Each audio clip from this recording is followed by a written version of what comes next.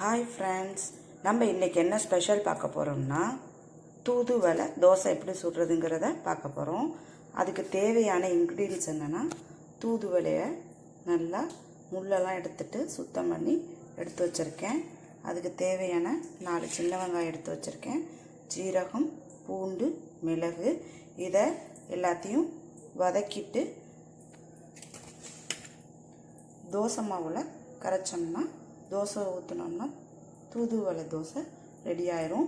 இது சளி இருமலுக்கெல்லாம் ரொம்ப நல்லது. இப்போ நான் கடாயில் எண்ணெய் ஊற்றிருக்கேன். நல்லெண்ணெய் தான் ஊற்றி செய்யணும், அப்போ தான் நல்லது. அதில் நம்ம அந்த எடுத்து வச்சுருக்க ஜீரகம், பூண்டு, மிளகு இது எல்லாத்தையும் ஒன்றா அந்த எண்ணெயில் பொரிக்கணும்.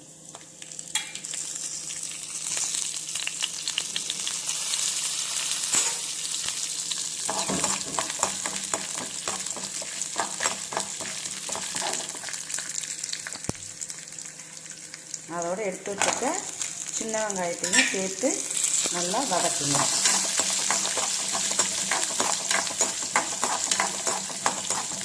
நல்லா வதங்கணும். இப்போ இந்த மழை சீசன் டயத்தில் நீங்கள் இந்த தூதுவளை தோசையை சின்ன துவையெல்லாம் அரைச்சி கொடுத்தோம்னா பிள்ளைங்க உரைக்குது அப்படி இப்படின்னு சொல்லிட்டு சாப்பிடாதுங்க. நான் ஒரு நாள் தூதுவளை துவையல் எப்படி அரைக்கிறதுங்கிறதையும் நான் போடுறேன். இப்போ நான் எங்கள் வீட்டு பிள்ளைங்களுக்கு சளியாக இருக்கிறதுனால நான் தூதுவளை தோசையாக ஊற்றி பிள்ளைங்களுக்கு கொடுக்க போகிறேன். அதெல்லாம் அதுங்களுக்கு காரம் தெரியாது, தோசை மாதிரியே சாப்பிட்டுங்க. நல்லா வதங்கிருச்சு. அதோடு இந்த தூதுவளையை சேர்த்து எண்ணெயில் நல்லா வதக்கணும்.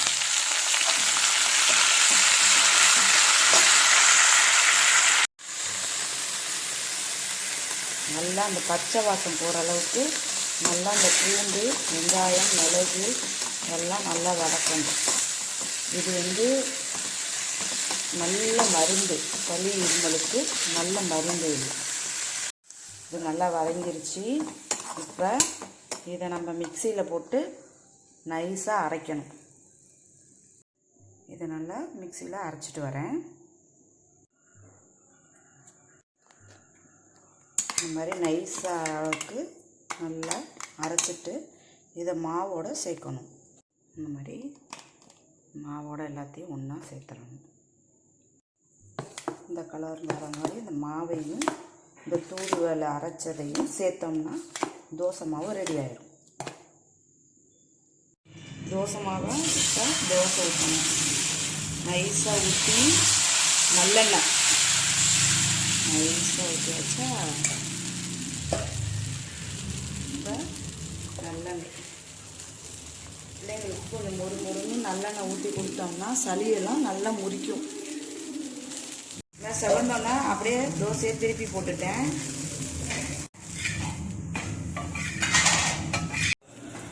அதுக்கு தேங்காய் சட்னி வச்சு சாப்பிட்டோம்னா சுவையான தூதுவளை தோசை ரெடி.